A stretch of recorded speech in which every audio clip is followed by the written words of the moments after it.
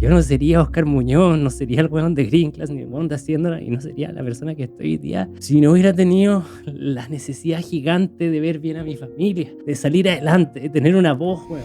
Hay un comentario general en la sociedad de, no, es artista, ¿cachai? Y para algunos es como, es artista y para otros es como, es artista.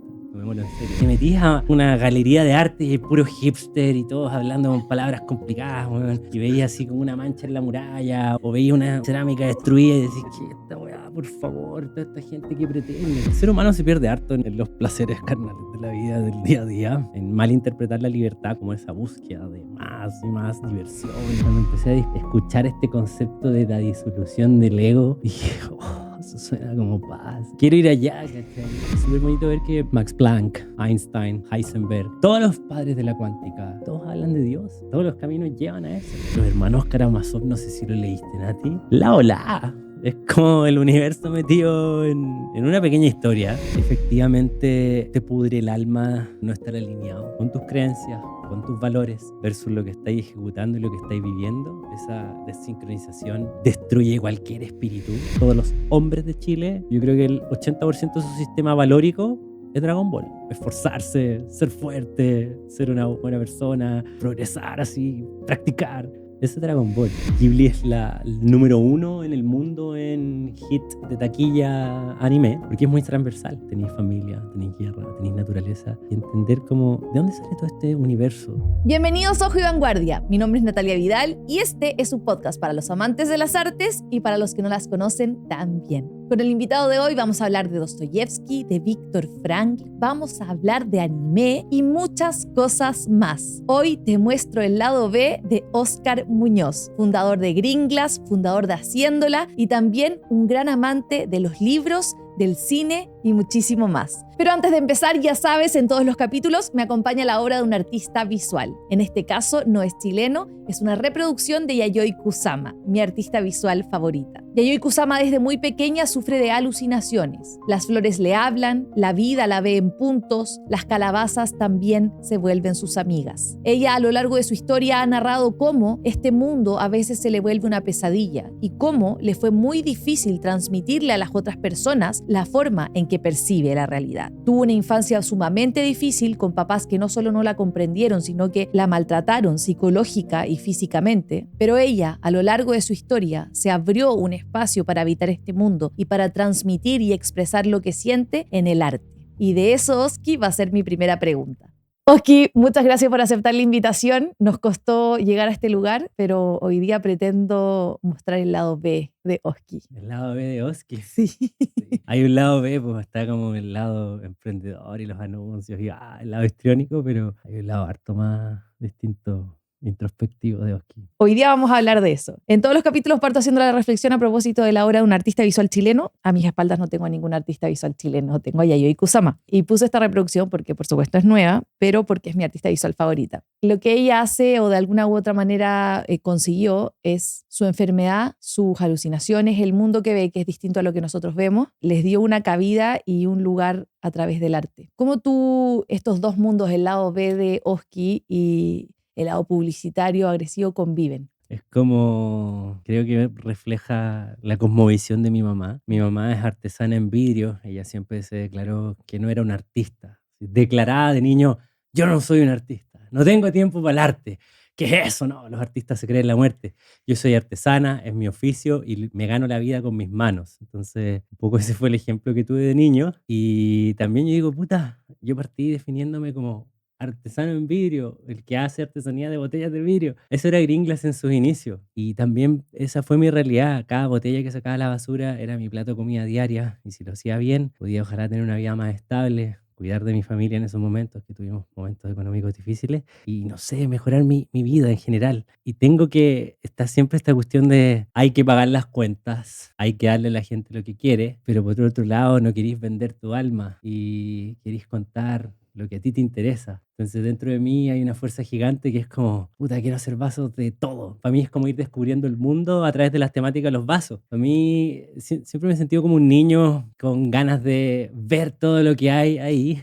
Y soy tan agradecido de que casi todo me impresiona, casi todo lo encuentro como, oh, qué genial, qué bonito, sobre todo lo que desconozco y lo admiro. Y para mí ha sido un viaje de descubrir la filosofía, descubrir la música clásica, descubrir el cine, descubrir, puta, desde la arquitectura, que fue como cuando empecé a darme cuenta cuando hicimos los vasos de arquitectura con las obras de Zaha Hadid, con Frank Lloyd Wright, pusimos también a Alejandro Aravena. Entonces, yo no entendía la arquitectura. Yo fui soltado en este mundo como son estas cosas. Y mi historia sobre todo adolescente, era como, no hay tiempo para el arte, no hay tiempo para los sentimientos, no hay tiempo para nada más que pagar las cuentas y poner el pan en la mesa. Y entonces pasé por esa fase bien de suprimir toda sentimentalidad, suprimir toda emoción, para ir a la guerra todos los días, ver qué funciona y tratar de salir adelante. Entonces, así convive un poco el Oski, el Oski de las ventas, versus el Oski más sentimental que se está volviendo a encontrar. Cuando tu mamá decía esto de yo no soy artista, soy artesana, ¿cuál es la diferencia o cuál es la diferencia que ella veía? Creo que nosotros veíamos, que mi mamá tenemos muchos paralelismos. Somos muy inseguros y quizás cuando veíamos como estos egos fuertes de artísticos haciendo como cosas quizás no tan funcionales, que no podía interpretar un humano más común, que no le encontráis sentido, ¿cachai? Era como medio sofisticado y medio rebuscado, y creo que en ambos nos surgió como esa combustión arisca y como ese repudio que le tiene la mayoría de las personas al arte, ¿cachai? Como, es artista, ¿cachai? Con ese H. Hay un comentario general en la sociedad de, no, es que es artista, ¿cachai? Y es como, sí, es artista. Y para algunos es como, es artista, y para otros es como, es artista, ¿cachai? Tomémoslo en serio, veamos qué es lo que quiere decir. Entonces con mi mamá teníamos eso, ¿cachai? Que veníamos de tener que pagar las cuentas, ganarnos el pan diario, con nuestras cositas, ¿cachai? Con nuestra artesanía, yo con mi vaso, ella con sus collares, y teníamos ese prejuicio de el arte es como pretencioso, como para gente que se cree la muerte, para gente que tiene tiempo, que tiene el lujo de darse tiempo para los sentimientos y sus teorías. Entonces, igual hay harto de eso. Yo creo que el mundo del arte se ve, no sé, yo creo que hay un gran prejuicio. No sé si te pasa a ti, pero yo que lo viví desde esa vereda, desde no entender el arte, ¿cachai? Desde creer que es algo pretencioso, así como de gente muy creída, y te metías a una galería de arte y hay puro hipster y todos hablando con palabras complicadas, weón, y veías así como una mancha en la muralla, o veías weón, una cerámica destruida y decís, qué esta weá, por favor, toda esta gente que pretende, ¿cachai? Entonces, con mi mamá yo creo que veníamos de ese mundo que le pasa, yo creo que a la mayoría de las personas. ¿Y se reconciliaron con eso o aún tienen esta perspectiva del arte visual? No, yo estoy totalmente reconciliado. Ya. No, hoy día para mí es un respeto y es un mundo que es muy distinto al mundo material, al mundo de los negocios, al mundo de la contingencia diaria del día a día. Hay todo un mundo que va más allá, pues, weón.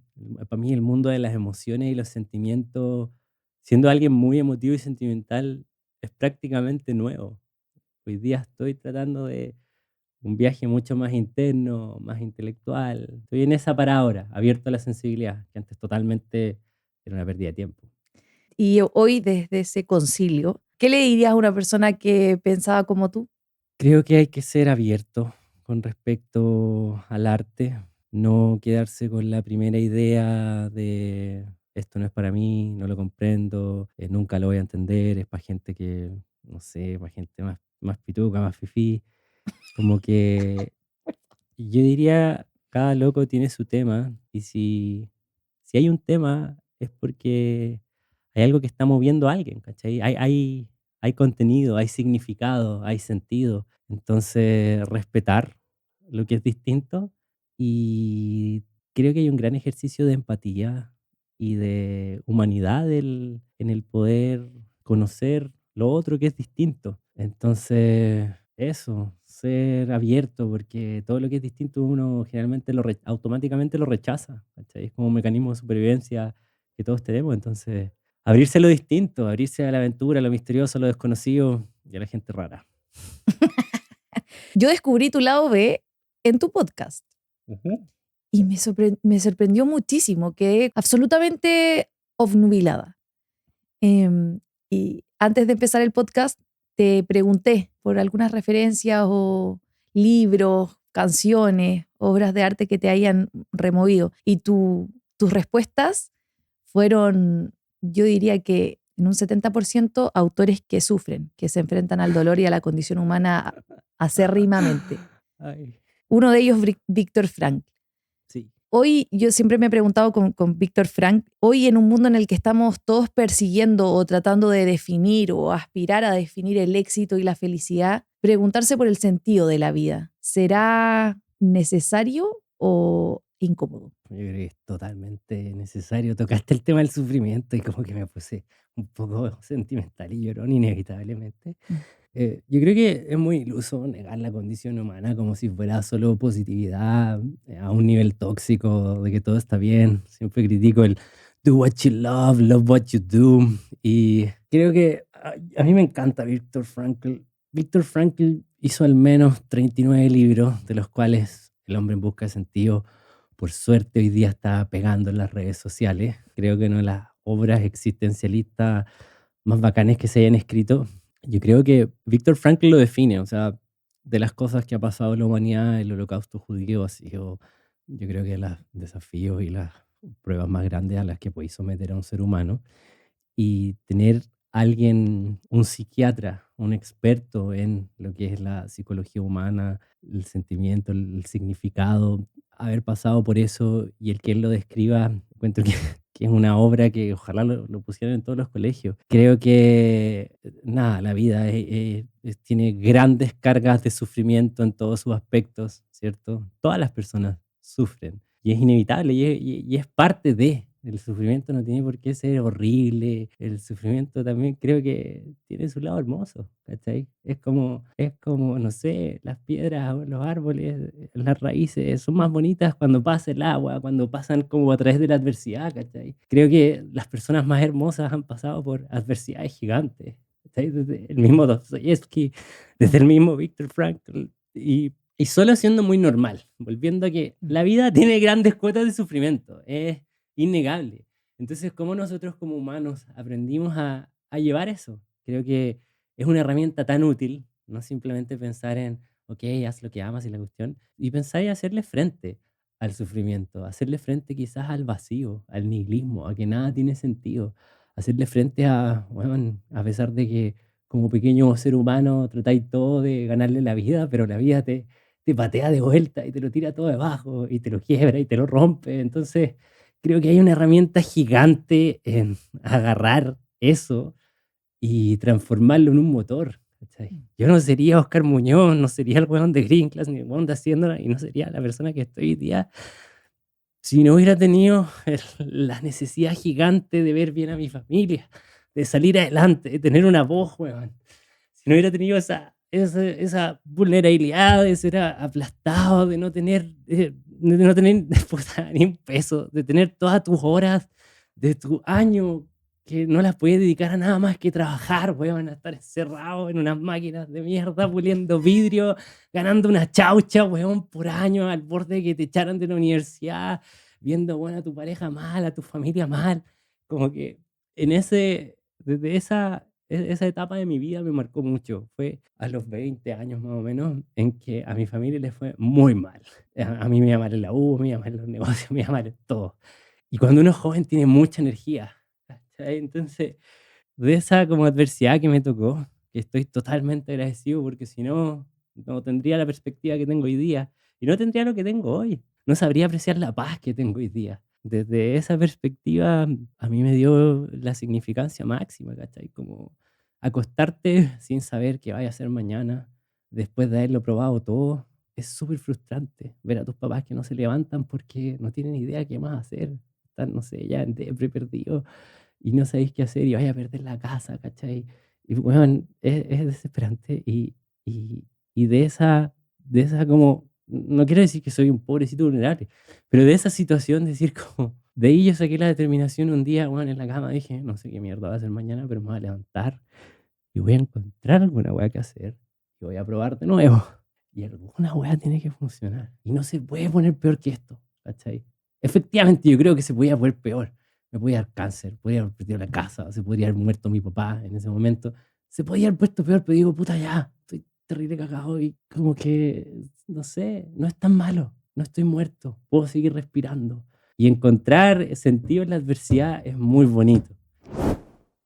Antes de continuar, déjame hacerte una mención. Hace unos meses descubrí una plataforma que me cambió el trabajo por completo. Funciona para profesionales independientes, para creadores de contenido o para todos aquellos que hagan clases online, asesorías, talleres, levantar clases pregrabadas y tal. Yo no sabía ni hacer un sitio web, ni conectar métodos de pago, y mucho menos tenía ordenada mi agenda. Y hoy, gracias a Flycrew, todo esto se ha resuelto en un solo lugar. Puedo agendar mis asesorías y tener un calendario ordenado. Ellos se encargan de que me llegue todo en el momento justo. Puedo hacer inscripciones a mis cursos gratuitos y pagos. Puedo levantar material para que quede disponible en la web y mis alumnos puedan entrar. Hay comunidades vigentes, todo conectado en un mismo sitio. Puedo incluso tener mi sitio web montado ahí y dejarlo listo en 5 minutos. No es broma. Si estás planteándote la idea de hacer cursos online o de explorar nuevas verticales que tengan que ver con productos digitales, por favor entra a flycrew.com, créate una cuenta y el equipo te ayudará a crear tu oferta soñada. Sigamos con el podcast.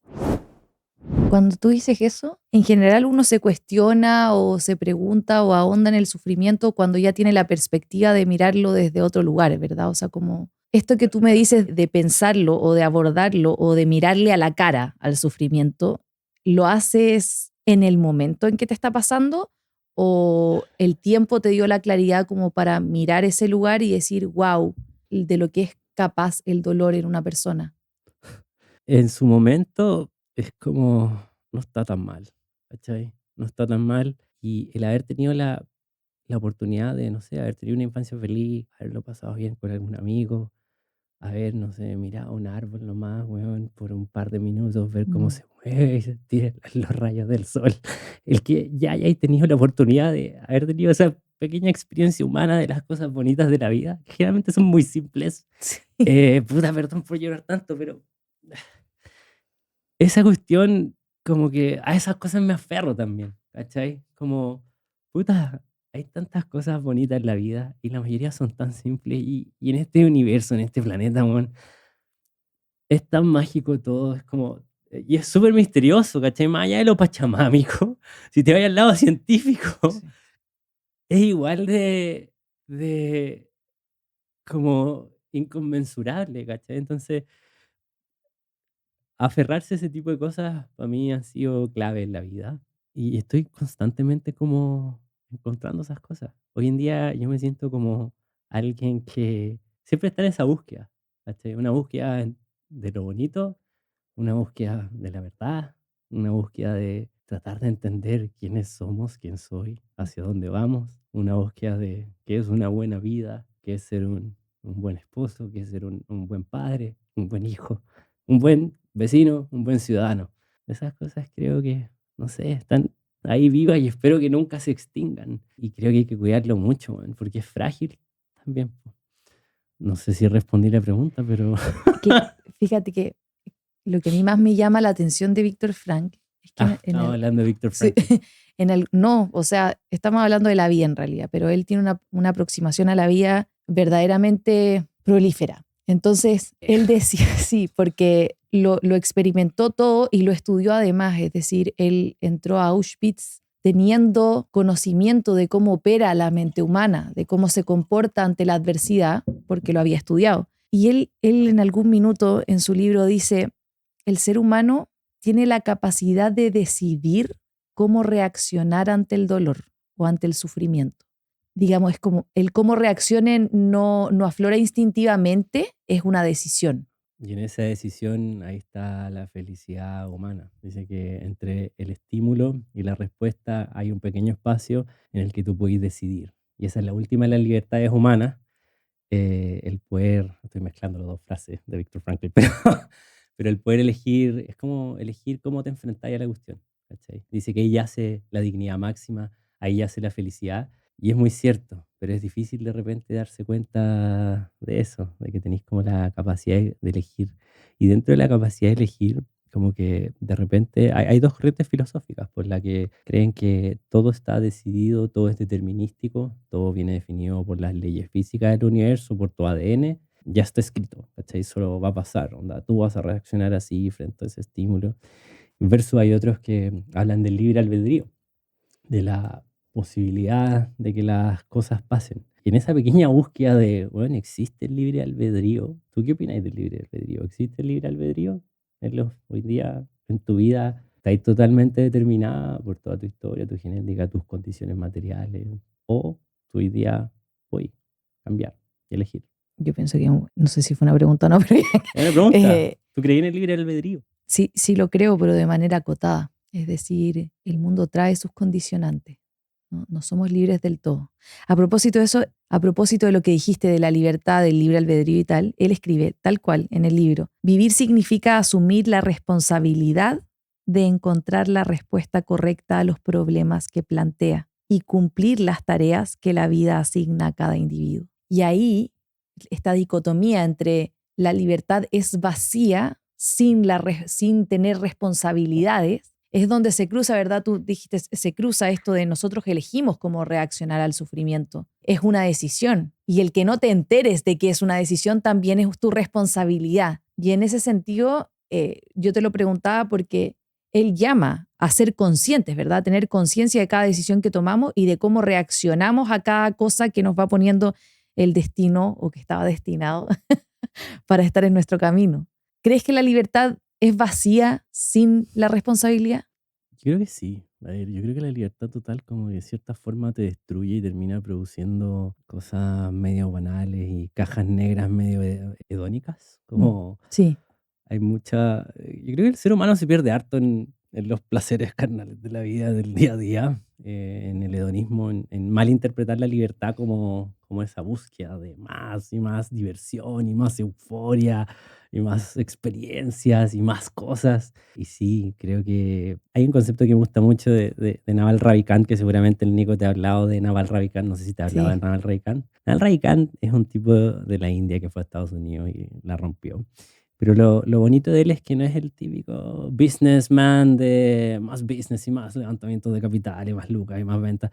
Es un loco que habla de... Es muy introspectivo, que ha leído mucho y él tiene este concepto de la libertad. Uno al principio busca libertad para puta, hacer lo que queráis, cuando queráis, como queráis.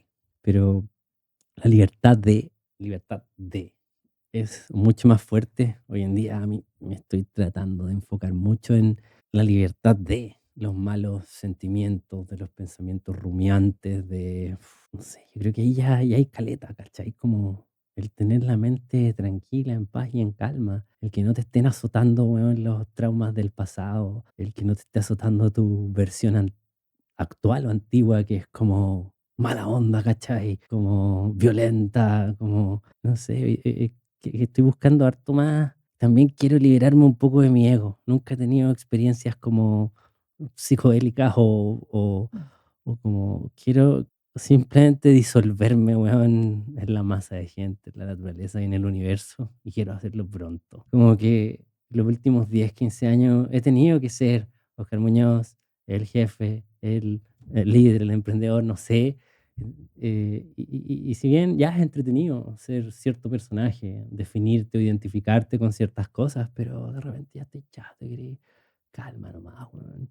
Entonces, cuando empecé a escuchar este concepto de la disolución del ego, dije, oh, eso suena como paz y quiero ir allá, ¿cachai? Y no sé, últimamente estoy como empezando este pequeño viaje de más espiritual, ¿cachai? De entender cómo quiero estudiar las distintas religiones, desde leer así la Biblia, mi hermana me acaba de regalar la Biblia, volver a leer la Biblia, el Corán, los Upanishads, el Bhagavad Gita, como que creo que esos textos son bonitos, no hay ninguno que tenga una mega respuesta ni algo por lo que me suscriba al 100%, pero hay ahí un misticismo como, puta, es difícil describir a Dios, ¿cachai? El concepto de Dios. Es difícil describirlo. Y, y creo que es importante tener esa relación con ese concepto. Y sí, creo que hay sorry que me vaya el tema, pero creo que son los temas que me interesan hoy día. Creo que hay demasiadas luces de que hay un diseño inteligente del universo. Creo que deben haber múltiples universos. Como que suena raro, pero de verdad creo en eso. Como que es raro pensar que esto es todo lo que es. El Big Bang hace 13.500 millones de años, solo una bolita, existe solo un universo que tiene estas leyes. Claro. Y también cuando miráis las leyes, hablando con físicos bien inteligentes, donde me metí en YouTube y busqué los buenos más inteligentes del planeta Tierra, y es súper bonito ver que Max Planck, Einstein, Heisenberg, todos los padres de la cuántica, toda la gente muy avesada en física, en algunas filosofías, en poesía, todos hablan de Dios, ¿cachai? Todo al final, todos los caminos llevan a eso. Creo que nosotros mismos somos microexpresiones de esa cosa inteligente que se diseña a sí misma. Es muy bonito que nosotros somos al final polvo de estrellas tratando de comprenderse a sí mismo. No sé. ¿Crees en Dios? Totalmente, ¿cachai? Y hace poco. Porque yo creo que pasa por fase. Hay una frase de Heisenberg que es como, puta, la ciencia es como que te da harto, no sé si nihilismo y como refutar de Dios, pero cuando vais tomando de ese vaso y te lo acabáis, al final del vaso te encontráis con Dios, po, weón. Entonces, es súper bonito tratar de conciliar el mundo científico con puta, el mundo espiritual. Y como que, no sé, el universo en todas direcciones nos grita que sería muy estúpido que no existiera Dios, ¿cachai? Y sería muy extraño que no exista el libre albedrío dentro de sus limitaciones. Yo siempre me he preguntado por qué la gente al escuchar, no estoy seguro de cómo nos vaya en este capítulo, pero Como este tipo de weas no son muy pero populares. no por eso, es que yo siempre me he preguntado por qué la gente no se pregunta eso. Digo, ya hemos hablado de los autores, pero de lo que estás diciendo también, ¿por qué? ¿Cómo? ¿Con qué función? ¿En qué momento el ser humano vino al mundo y por qué? Y no sé por qué la gente no se lo cuestiona y empiezan, porque yo sé lo que diría cualquier persona que es más pragmática o Pero no digamos, la... claro, como, nah, ya, Te se fuiste en la fueron a... volada. No, pero ya, no, el drama y No es el ¿para qué? drama, ¿Para qué weón. sumergirse tanto? Y cada vez llego más a la conclusión de que si las personas empezaran a hacerse este tipo de preguntas, la simpleza gobernaría.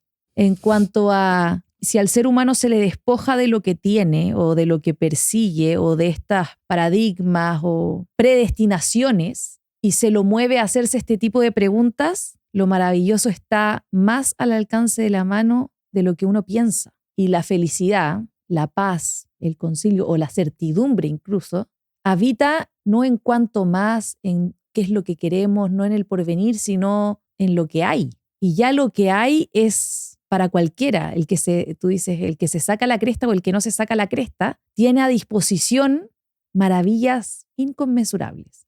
Sí, igual depende. O sea, con un gran depende de siendo empático con, no sé, la gente que está en casa, la gente que hoy día es esclava. Como que hay, como, no sé, se habla de la ausencia de Dios, ¿cachai? Y es una condición muy fuerte, weón. Cuando estás ahí, no sé, en una cárcel, botado a la... Es que hay muchas películas que tocan ese tema, weón. Y claro, de repente uno quiere llevarlo todo a la felicidad de la simpleza, pero también hay ciertas condiciones materiales y políticas y de paz, ¿cachai? Que se tienen que dar para no estar metido en el infierno, weón, porque el infierno igual es, como que por definición igual existe, ¿cachai? No, claro, pero y en ese caso, No porque estoy uno hablando dice, del infierno no, del submundo cristiano, no, ya estoy hablando más de otro concepto un poco.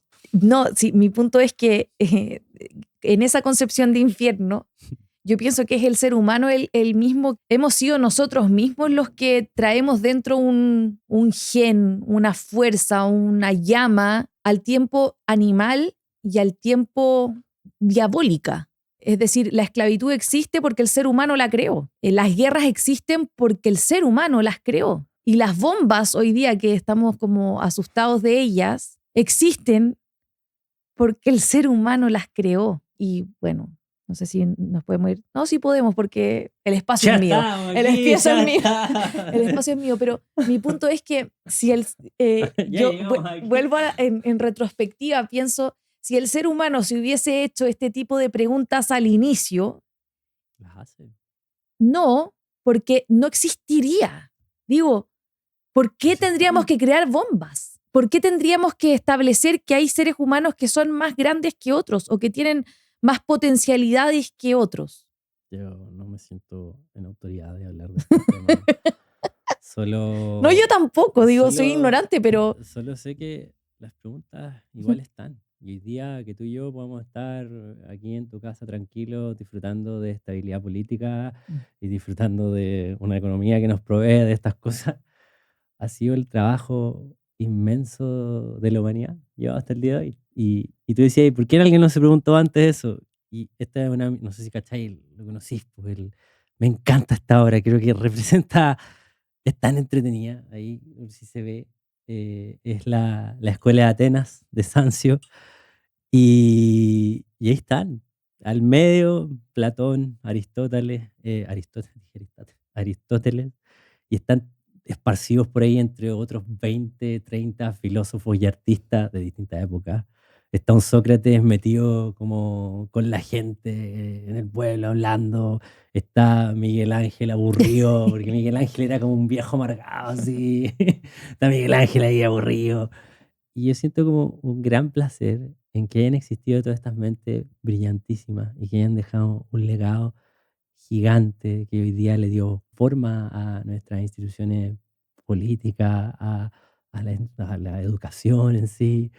Me encanta esto, me encanta todos estos humanos que construyeron infinito, quizás en un reino no tan material, pero tienen cuerpos de trabajo enormes, intelectuales, y no sé, me da pena que como humanidad hemos llegado tan lejos, pero también nos hemos olvidado tanto de estas cosas, ¿cachai? Me da pena que no se hable de Aristóteles, que no se hable de Sócrates, que no estemos hablando de Kant, que no estemos hablando de, weón, de Da Vinci, ¿cachai?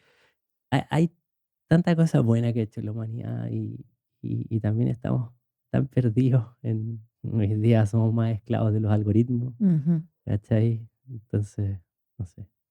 me arrepiento. O sea, tienes toda la razón. Creo que el ser humano sí se hizo las preguntas y solo me dejé llevar por mi pensamiento, pero Pero me callaste. ahí quizás la crítica un poco es que, y es súper poco popular, pero creo que hay un capitalismo como ideología exacerbada, ¿cachai? La fuerza imperante, los gringos hoy día, en los últimos 100 años, nos metieron la libertad personal y el capital, no sé, el capitalismo per se, ¿cachai? Como que el fin máximo de la vida y de todo conocimiento humano y de toda belleza es más capital, ¿cachai? Creo que ese discurso nos hizo muy mal, nos hizo muy, muy, muy, muy, muy mal. Creo que destruyó mucho las aspiraciones y las bases de la sociedad.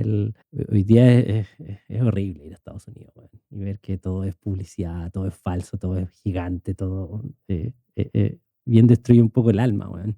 Y no sé cómo se vienen los próximos 100 años para la humanidad al borde de una tercera guerra mundial, weón.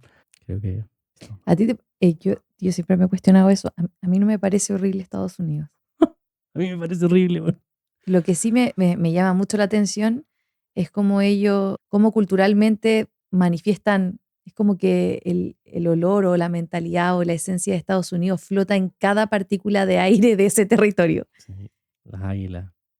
Las Todo. águilas de la Yo creo que libertad. hasta los animales fueron impregnados del pensamiento. Sí. Vamos a Dostoyevsky porque después voy a preguntarte por el anime. Ok. Un mundo El absolutamente anime. desconocido para mí, Es increíble el anime. pero no quiero quedarme sin Dostoyevsky porque ambas figuras, tanto Víctor Frankl como Dostoyevsky, se aproximaron a los límites de la condición humana o a situaciones límite, ¿verdad?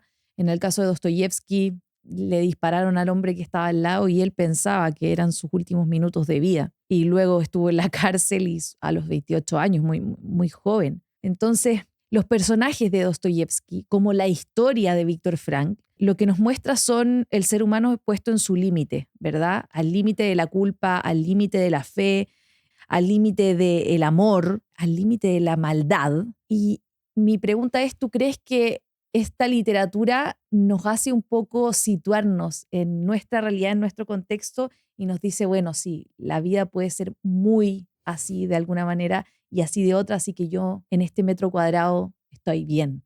Más que usar la literatura Dostoyevsky y entenderla como si estoy bien en este metro cuadrado, Creo que es alucinante la capacidad que tiene de explorar la psicología humana, la profundidad del malestar, la profundidad de tener depresión, de tener, desde el Raskolnikov en Crimen y Castigo. Es un estudiante en situación precaria, en una situación un poco abusiva por parte de su arrendataria, y poder explorar la psicología humana, sobre todo cuando estáis mal, cuando hay estado mal, cuando hay tenido depresión, cuando no hay podido levantarte, cuando hay pensado en cosas muy oscuras.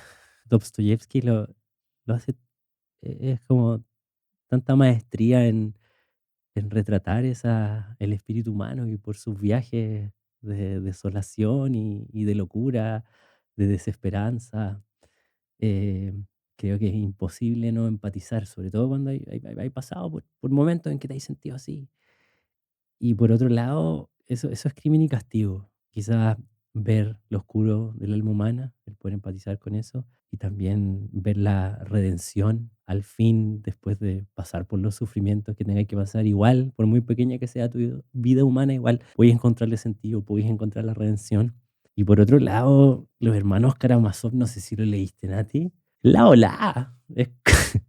Es como el universo metido en una pequeña historia. Hay tanto de Dios mismo, ¿cachai? Existe Dios, es un concepto inventado, lo tiramos a la basura, toda una farsa, o es algo mucho más grande, inexplicable y misterioso, y es de nuevo ver reflejados a toda esta gama y todo este espectro de personas, de sentimientos, de historias, de mezclas, y verlo reflejado también en sus personajes. Puta, es hermoso. Para mí Los Hermanos Karamazov fue un viaje me hizo ser más espiritual, me hizo decir: "Oh, este weón está hablando de Dios", ¿cachai? Sorry que me cuesta ponerlo en palabras, ¿cachai? No tengo el vocabulario para hablar esto mejor, pero no sé, totalmente recomendado Dostoyevsky. Yo solo he leído esos 2 libros. Estoy con muchas ganas de seguir leyéndolo. Nada, ¿qué más que te puedo decir? Que, bueno, totalmente recomendado Dostoyevsky a toda la... No, no sé qué tan popular sea acá en Chile, en Latinoamérica. Es uno de los, claro, grandes escritores de la historia de la humanidad.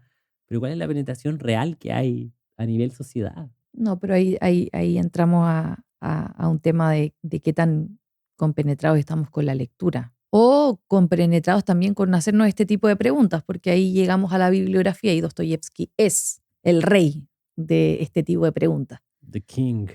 Tengo sobre Crimen y Castigo, porque justo cuando me dijiste Crimen y Castigo me acordé de una sola escena y de una sola frase, que dice, perdón, es una cita en realidad. Maté a la anciana, pero ¿era a mí mismo a quien maté? ¿Era un ser humano lo que maté? Maté un principio. Sí, un principio. Pero ahora, ¿qué me importan a mí mis convicciones? Yo solo quería atreverme y lo hice.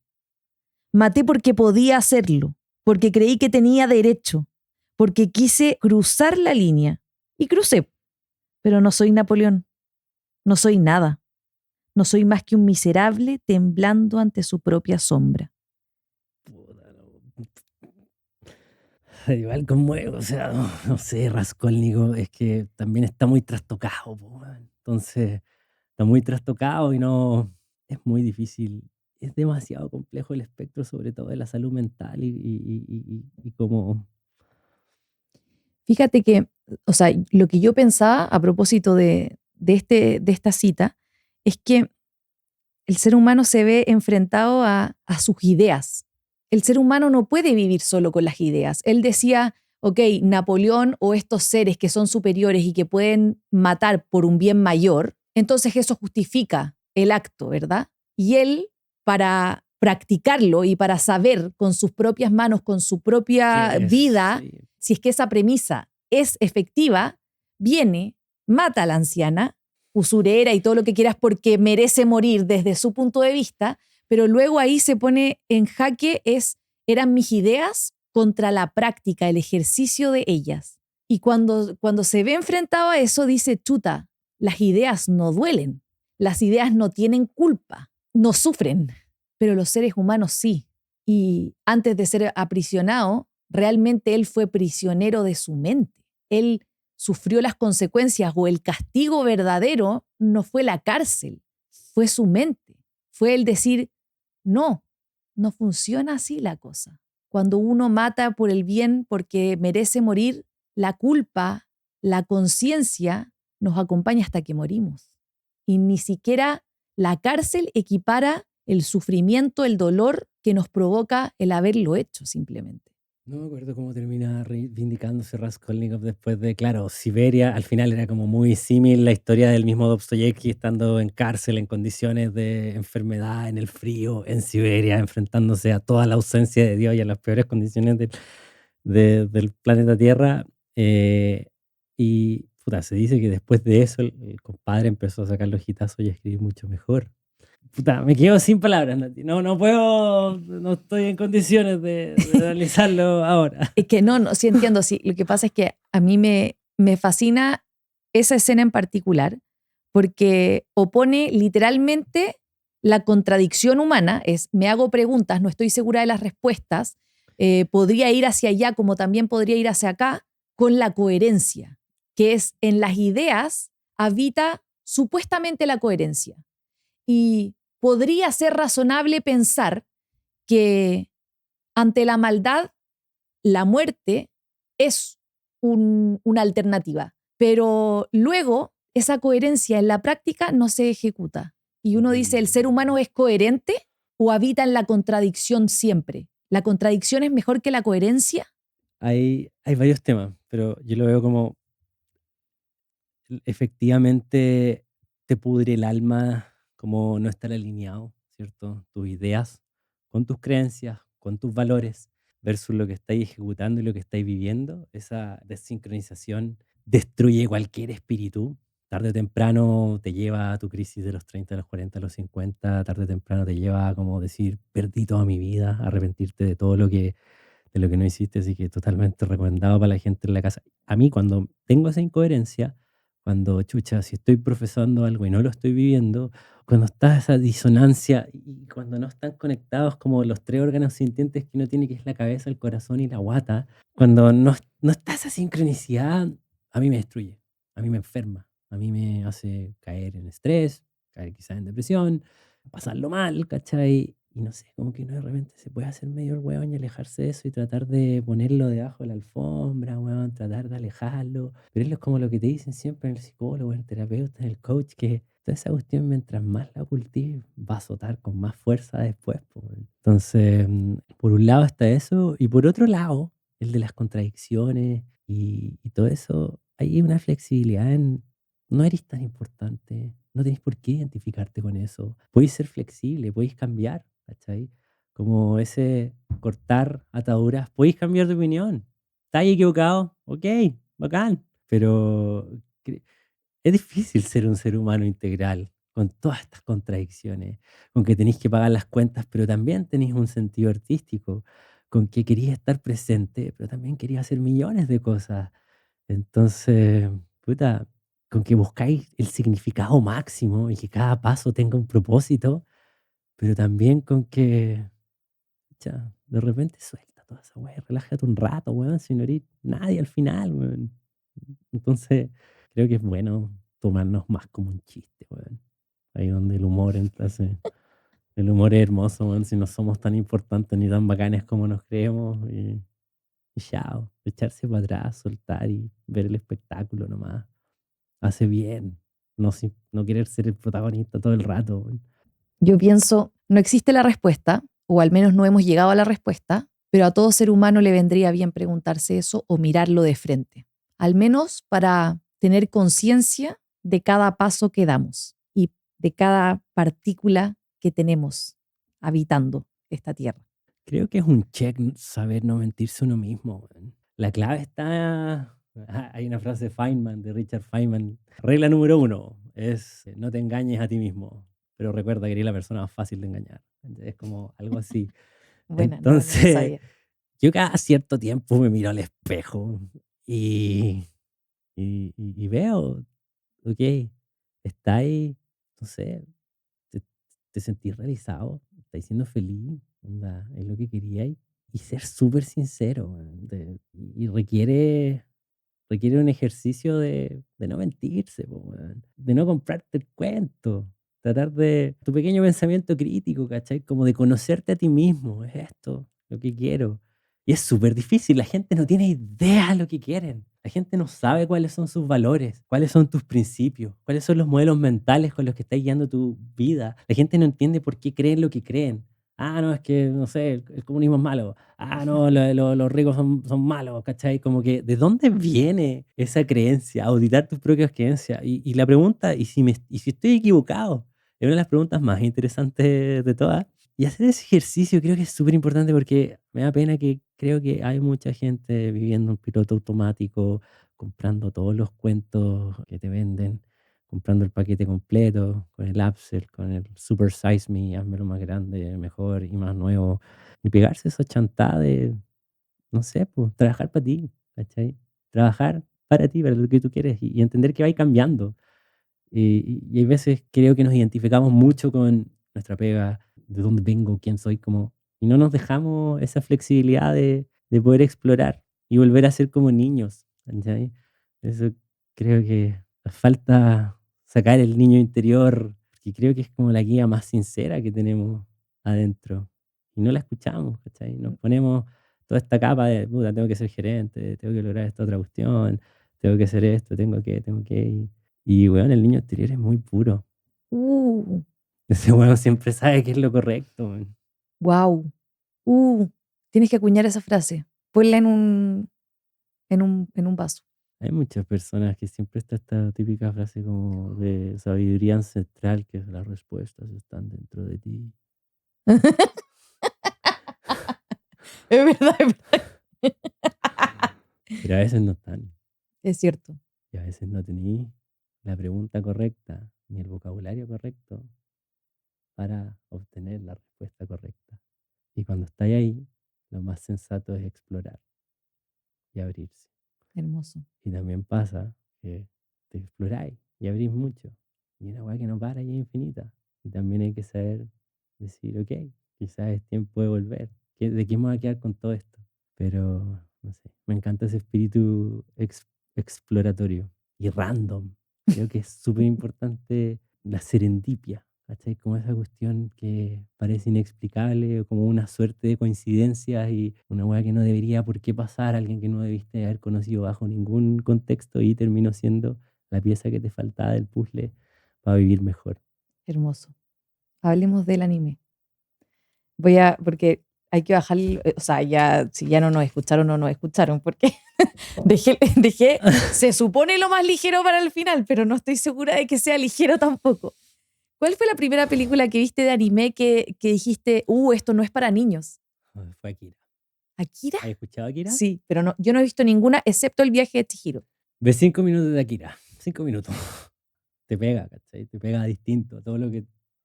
A lo que está ahí, no sé, has visto películas de todo tipo. El anime te llega así. Te llega de otra forma en que las otras cosas no te llegan tanto. Akira, ¿bajo qué contexto lo vi? No recuerdo. Estaba con un amigo. ¿A qué edad?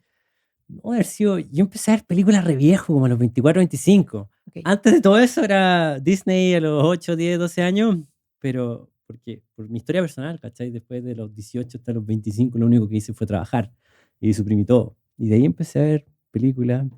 Y aquí era un clásico. Si he escuchado Akira, la película parte con una bomba nuclear en Tokio. Hay una bomba nuclear en Tokio, weón. Y, y es muy dark, es muy bizarro, weón. Es muy oscuro. Pero Akira no es mi favorita. No quiero hablar más de que Akira fue la primera y dijo como, aquí hay algo. Y de repente veis que, bueno, Chile es uno de los países más anime, más otaku que hay en el mundo. No sé si sabíais. ¿What? No. Pero Chile es, puta, hoy día si vas al centro, te metías al metro, le decía a la gente, hablemos de anime. Ok, ¿cuál es tu estilo? ¿Cuál te gusta? ¿Qué estáis viendo ahora, cachai? A mí me gusta mucho el anime de los 90. Me gusta mucho, bueno, no sé, el clásico Dragon Ball. Todos los hombres de Chile, yo creo que el 80% de su sistema valórico es Dragon Ball.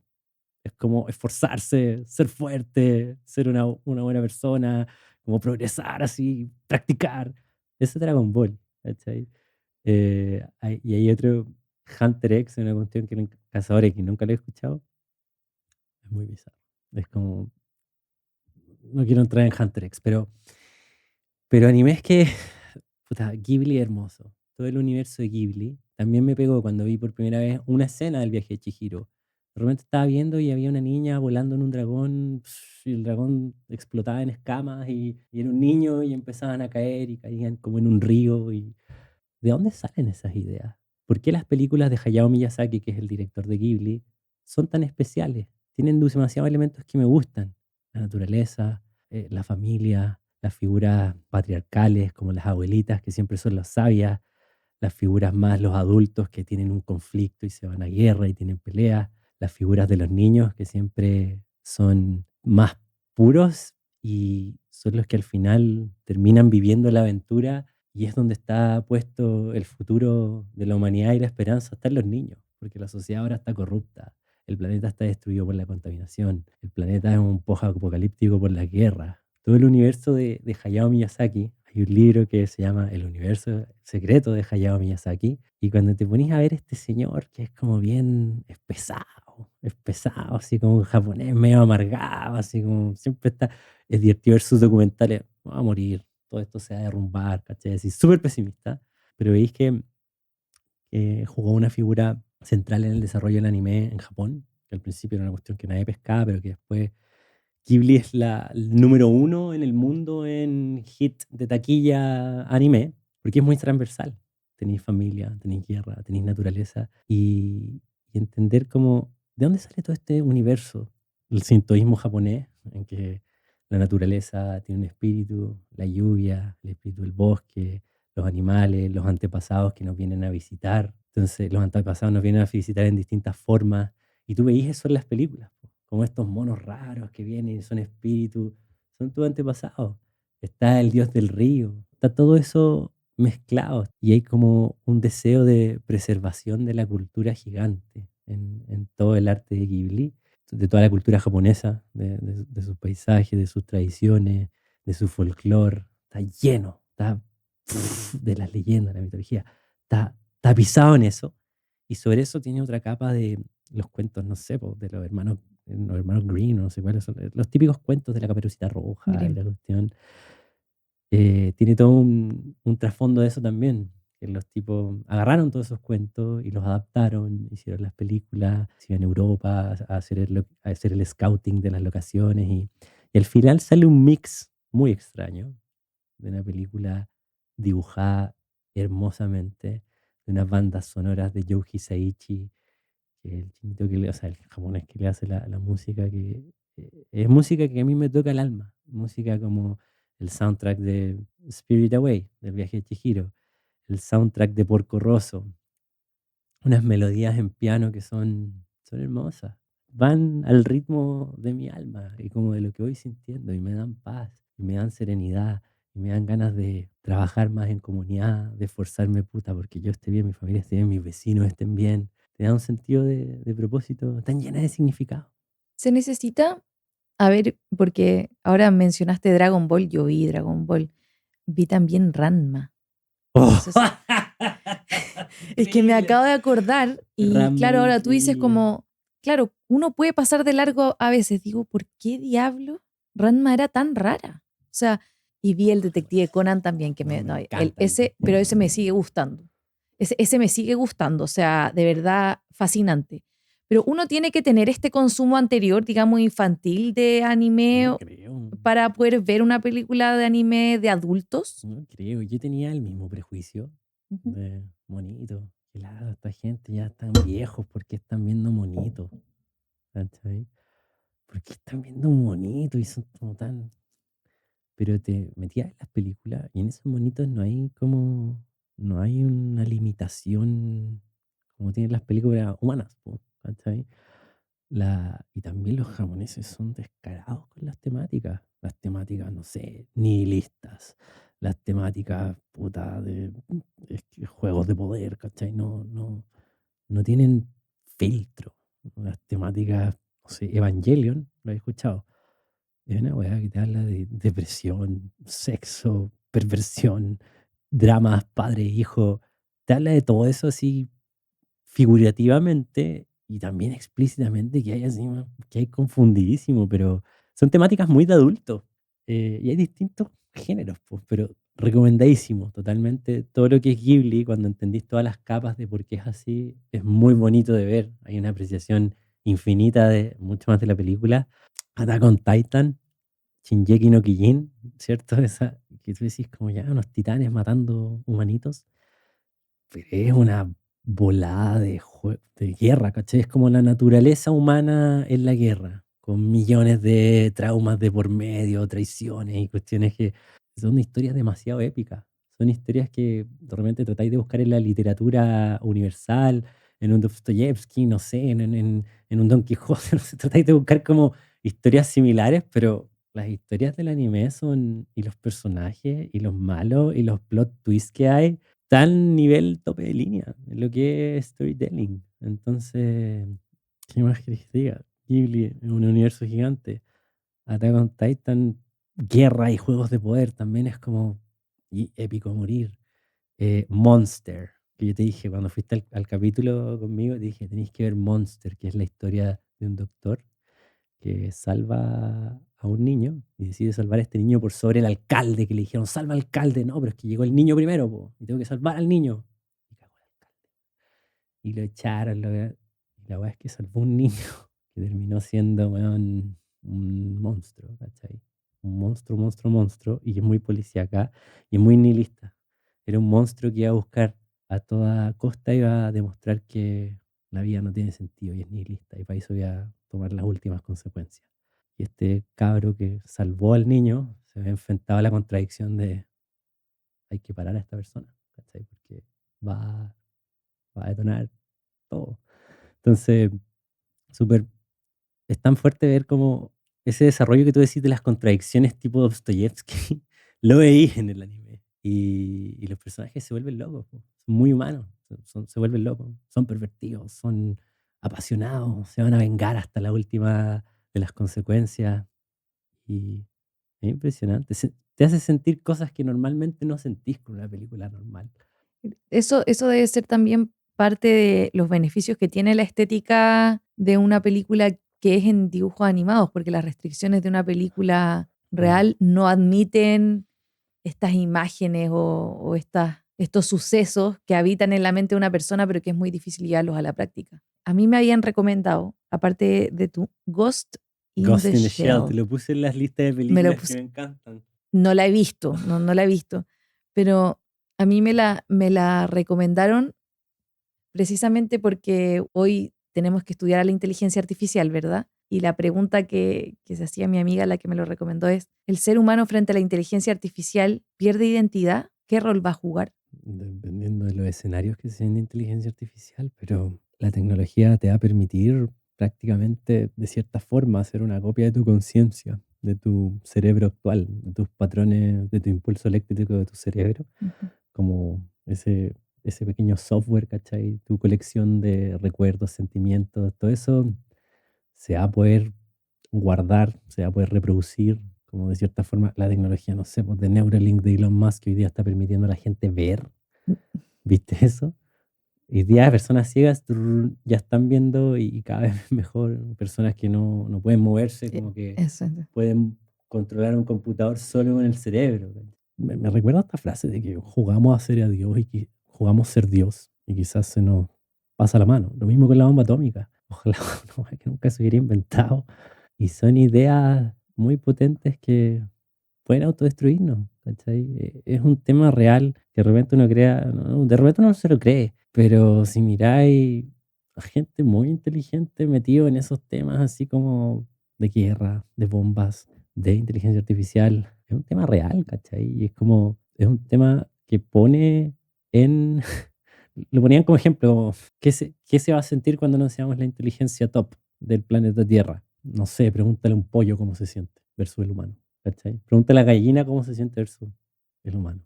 Entonces, estamos en ese punto de la humanidad y no creo que el humano pierda identidad, pero estamos frente a un fenómeno que a veces me pone feliz, porque es divertido jugar con el ChatGPT, es divertido jugar con hacer videos con inteligencia artificial, es divertido tener un partner que te responde todo y puedes descubrir todo, pero cuando dejáis de, vamos a dejar, ya no somos la super inteligencia. Y no sé, a mí me da miedo, me da pena, ¿cachai? Me da pena que todo este patrimonio humano, todas estas cosas, va a pasar a quizás a segundo plano. No sé, me da pena. Última pregunta. Esta se la hago a todos mis invitados. ¿Cómo crees tú que como sociedad, como padres, como desde el Estado, podríamos fomentar que los niños crezcan más vinculados con su sensibilidad y que vean en las artes una oportunidad de vida?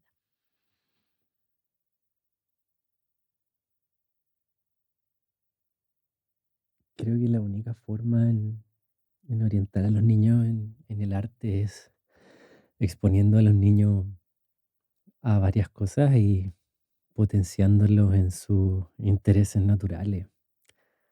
Creo que sería un poco extraño forzar. Creo, creo que ya el mix que viene el niño de por sí, en quién es su identidad y quién es él singularmente, Mm. creo que lo mejor es exponerlo a sus propios intereses y potenciarlo en eso, ¿cachai? Como que el sistema es muy castrador, muy equiparador, muy encuadrador. Entonces, em, eh, y me da esta gran contradicción en que yo cuando iba en el colegio igual nos hablaban de Shakespeare, nos hablaban de, del cine, nos hablaban de las pinturas, nos llevaban a museos. Pero uno cuando niño no pesca el arte, no está ni que fome esta pintura, que fome Gabriela Mistral y Pablo Neruda, como que al niño, uno cuando niño no tiene esas sensibilidades quizás desarrolladas. Em, Quizás desarrollarlas de una forma en la que le lleguen más a los niños. Creo que eso es un campo en el que todavía no hemos comprendido tanto. Cuando tenéis 20, 30, 40 años, quizás vais a entender más a un Pablo Neruda y a un Shakespeare porque sabéis más de la vida, po. Pero cuando llegáis y eres niño, estáis botados en el mundo recién conociéndolo. Entonces, el material creo que no está adaptado para los niños. Sería adaptar el material de las artes que hay y, y potenciar al niño en su curiosidad natural. No lo había pensado así. La literatura intenta hacerlo, ¿verdad? O sea, en Libros para niños. libros para niños, claro, como, no sé, cómo opera el cerebro. Tenemos un camaleontono y un osotino, que tengo un libro de eso. Eh, Cómo mirar una obra de Pablo Picasso, también la tengo. Encuentra al caballo en el Guernica. Eh, Encuentra a una persona gritando en el Guernica. ¿Por qué grita? Porque el caballo está encima. Respuestas que tienen los niños. Pero efectivamente no es más complejo. Es más complejo de lo que uno piensa. No lo había pensado. Yo creo que va mucho en el profe. Si el profe ama lo que hace, está salvado, weón. O sea, el profe encontrará la forma, ¿no? De conectar Mm. con el niño. Ok, muchas gracias por aceptar la invitación. Lo pasé bien. No sé qué tan bien nos irá, pero en mi corazón, Señor! en mi corazón, un hermoso podcast. Gracias por el espacio. Gracias por llegar al final de este episodio. Espero que lo hayas disfrutado, que te haya dejado preguntas en tu cabeza y que te haga reflexionar respecto de a qué vinimos al mundo. Por favor, déjame en los comentarios qué piensan, qué ideas se les vinieron en la cabeza, a quién quieren que invite en la próxima oportunidad y no te olvides de suscribirte a mi canal de YouTube y a mi canal de Spotify para no perderte ningún capítulo. Nos vemos en el próximo episodio. Chao, chao.